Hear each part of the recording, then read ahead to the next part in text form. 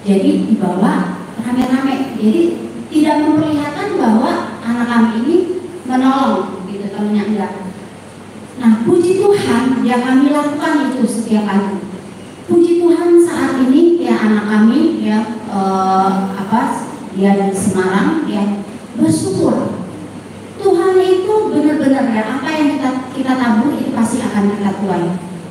Berapa kali dia ketemu orang yang baru ditanya ya minta nomor WA-nya dan selalu dikirimin itu makanan banyak gitu ya, karena di kosnya tidak ada kulkas, tidak boleh masak ya akhirnya dia bagi-bagikan teman-temannya. Dia akan lihat, saya selalu katakan kamu peka sekeliling kamu, siapa yang harus kamu tolong teman kamu, jangan sampai teman kamu sakit karena tidak bisa makan gitu ya. Jadi dia akan lihat lalu dia misalnya ajak teman-temannya, ayo kita kumpul sama-sama kita makan, atau dia titip ya makanan di kulkas salah satu temannya, suatu saat mereka sama-sama kumpul makan sama-sama ya. Di sini kita sebagai anak Tuhan ya, identitas kita sebagai anak Tuhan, mari kita berfungsi ya.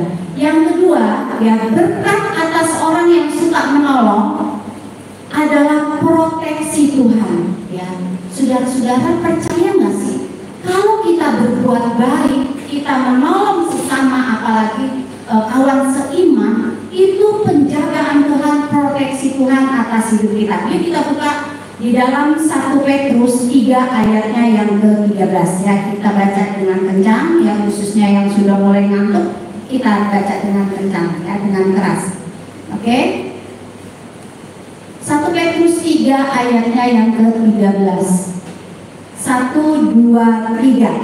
Dan siapakah yang akan berbuat jahat terhadap kamu jika kamu rajin berbuat baik ya. Jadi berkatnya kalau kita suka menolong sesama ya, bukan berarti kita punya tujuan supaya saya diberkati, saya harus menolong, enggak, tetapi dengan tulus ya. Jadi berkatnya adalah proteksi Tuhan atas hidup kita. Siapakah yang akan berbuat jahat terhadap kamu jika kamu rajin berbuat baik ya. Jadi selain berkatnya kita menuai apa yang kita tabur, berkat yang berikutnya adalah proteksi Tuhan ya.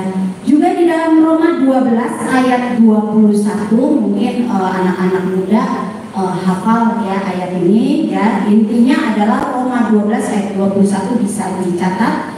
Kalahkan kejahatan dengan kebaikan ya. Jadi kalau kita melakukan kebaikan, kita suka menolong sesama, itu otomatis ya pasti penjagaan Tuhan atas hidup kita ya. Kalau saudara-saudara mungkin suka lihat khotbah-khotbah satu hamba Tuhan tentang paranormal ya, atau juga saya pernah membaca buku pertobatan dukun voodoo di Afrika gitu ya.